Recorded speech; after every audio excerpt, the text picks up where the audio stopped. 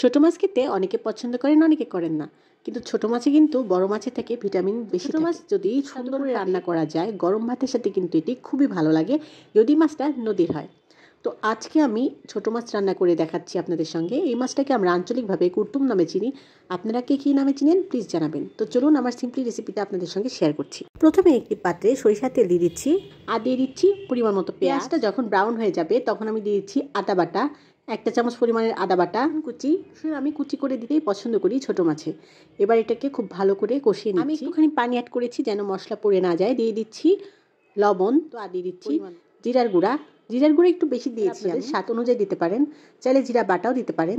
দিয়ে দিচ্ছি 1 চামচ পরিমাণের হলুদের গুঁড়া, মরিচের গুঁড়া দিয়ে দিচ্ছি 1 চামচ পরিমাণের। এবার খুব ভালো করে আবার কষিয়ে নিচ্ছি। মশলাটাকে কষিয়ে নেওয়া হয়ে গিয়েছে, একটু তেল উঠেছে। এবার আমি আগে থেকে কেটে ধুয়ে পরিষ্কার করে রাখা গুরটুম মাছটা দিয়ে দিচ্ছি। এই মাছটা অনেক সফট টাইপের মাছ, এই জন্য বেশি নাড়াচাড়া না করে হালকা হাতে মিশিয়ে দিচ্ছি। মাছটা হালকার পর আমি দিয়েছি পরিমাণ মতো পানি।